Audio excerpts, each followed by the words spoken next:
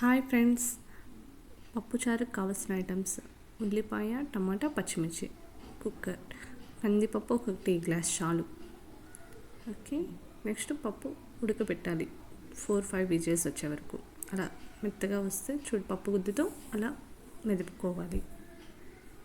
Next మెదుపుకున్న తర్వాత చింతపండు పులుసు, కొంచెం పసుపు,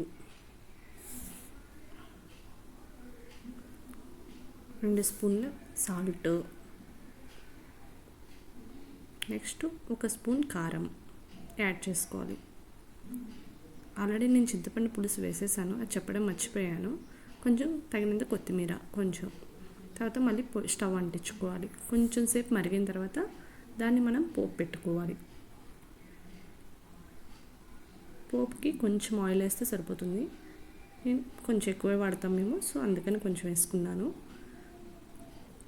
తర్వాత వెల్లుల్లి దంచుకుని వేసుకుంటే మంచిది. చక్కగా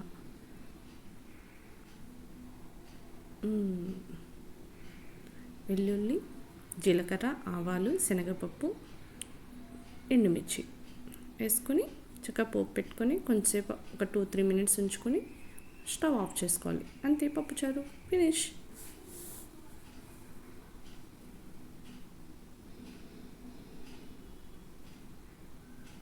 థ్యాంక్ యూ. నచ్చితే లైక్ చేయండి, షేర్ చేయండి, సబ్స్క్రైబ్ చేయండి. Thank you.